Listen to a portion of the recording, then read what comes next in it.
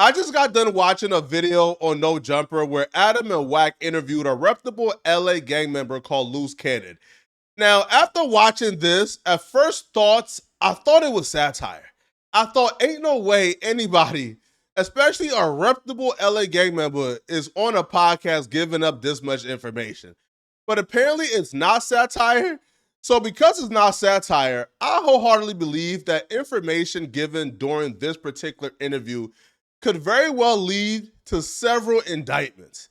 Now, the interview started with Loose Cannon addressing his issues with Big U. Big U told Marley Marl some shit. And then when Big U told Marley Marl some shit, he told you. Marley Marl told you. He definitely told me some And then shit. you called Big U, and when you called Big U, he got mad because you outed him or Marley Marl outed him. So he basically said, F you. Big U, who is also a really reputable LA gang member, is currently going through some real serious legal issues, which is why I was really shocked and stunned that the information that was being discussed on this podcast with Adam and Wack was being discussed, because at the very least, this information could lead to more issues for Big U. Now, Loose Cannon revealed during this podcast that Big U would give the address to people they recently robbed and have them pull up, and then he would convince them to give back over whatever they stole from those people back to them. He'll be like, he'll manipulate things. Like, we'll go and do something, and the same niggas we do it to show up to the house like 10 minutes later when we trying to, counting everything, right? And we be like, how the they get that? Oh, well, we're gonna just give them like $40,000 back and stuff like that. But cause it's actually putting us in paperwork, right? And like doing like real police. Loose Cannon would also reveal that Big U would sell guns to other young homies in the neighborhood, but he would write down the serial number. Now, Loose Cannon would allege that Big U would turn over those serial numbers to law enforcement. I seen the nigga get like 20 guns, and when he got 20 guns, he's selling them to the homies. But I'm like, why are you writing down the serial numbers? So it's like he was doing like shit like that, and I didn't catch on. So it was like, I'm waking up now. You get what I'm saying? Because this I'm is his, high-tech shit. I'm his right-hand man. You get what I'm saying? Now, Loose Cannon also revealed that at some point, a few years back, that Big U sought out Loose Cannon and some goons to extort Rick Ross and Meek Mill. Apparently, Big U told Loose Cannon and some goons to run up on Meek Mill. And when they ran up on Meek Mill, they called up Rick Ross and told Rick Ross that he has to pay $50,000 or else they were going to kill Meek Mill. So when it came down to like dirt and stuff like that, I'm going to get it. Do you get what I'm saying? And then like one day. You know why he wanted to get a dude back to 40, right? Because he was going to make dude give him 20 for getting it back. Of course. And kept you out of it. Of course. He did that to, when I did that to Meek Mills and Rick Ross. What'd you do to them? So, the club, when you sweated them in the club? Yeah. Dude, and Meek and Rick have no idea that Draw sent you at him. Yeah. No, yeah, they sent that because I called Ross. I'm like, Ross, boy, this shit getting crazy. Drop off the 50,000 and we're going to let Meek live on Crib. So now, apparently Rick Ross was terrified for his artist's life, so he obliged and gave Big U the $50,000 for the young homies not to kill Meek Mill. And apparently Big U ran off with the $50,000 according to Loose Cannon, not Flacco. Ross dropped off the 50,000, and so me and the homies, we go back. He stopped answering the phone. He stopped picking up and shit like that. And we were like, what you doing? Like 2 days later, he called me. He was like, oh, nephew, where you at? And I'm like, nigga, where my money at? And he was like, oh, I needed it for bills. I needed it for... I'm like, what? Like, cause that's some weird. And then he stopped answering the phone because I'm trying to pull up on him. Like, bro, you got to come and see me. Right? But even stories like this is kind of like, bruh, this man is currently going through a very serious legal issue. The feds right now is watching this podcast with a pen and a notepad, man, just writing down all type of information. Like, word? Oh, really? Now, listen, fortunately for Big U, Meek Mill, and Rick Ross are some real reputable guys that we don't really expect to cooperate or tell or even confirm any type of information with the feds. But if they weren't, Big U will be in some serious trouble. Now, Loose Cannon didn't stop here. He continued and told a story that took place on the day that Nipsey Hussle passed away. According to Loose Cannon, about 30 minutes before Nipsey Hussle passed, he got a call from Big U. And I'm on a phone.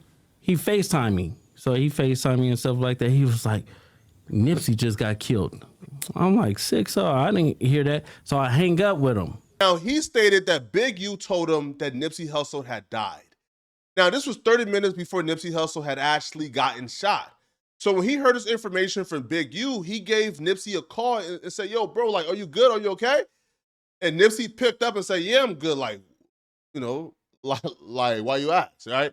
But he never told Nipsey that Big U had gave him a call.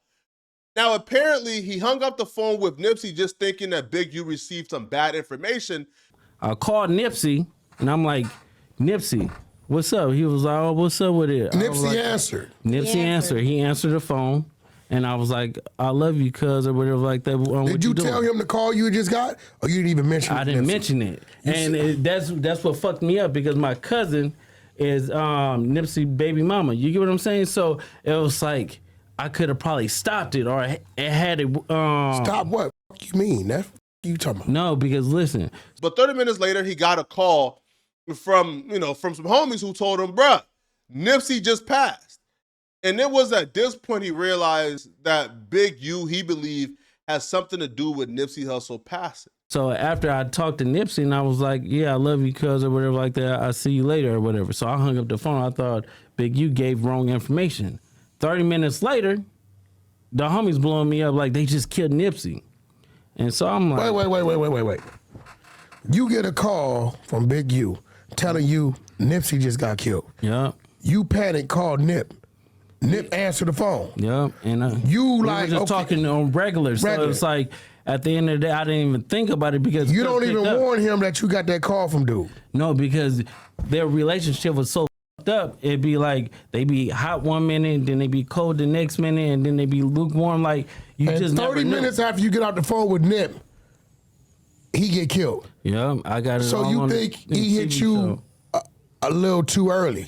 Yep, he hit me a little bit too early because the homie Shitty double back 3 times. You get what I'm saying?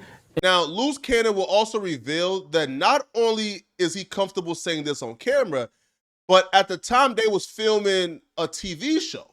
And while filming a TV show, they got Big U giving them a call on camera and letting them know that Nipsey Hussle had passed away 30 minutes before. And they also got on camera him calling Nipsey and confirming that Nipsey was not dead. Let me shit. Okay, the Nipsey story that you just told is so explosive. Yo.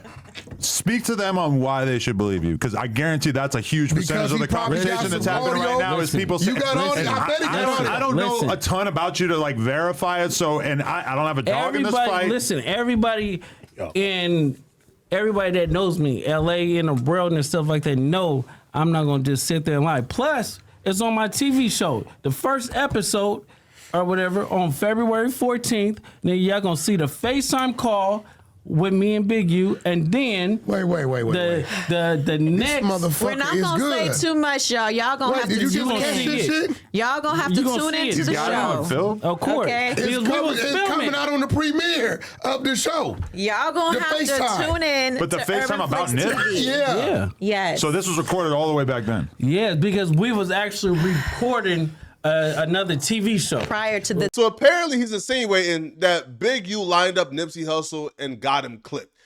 I don't know how true that is. I will say this though, right? This has been a long-standing rumor in LA, but Big U has came on No Jumper, the platform, and debunked this and said it's not true at all.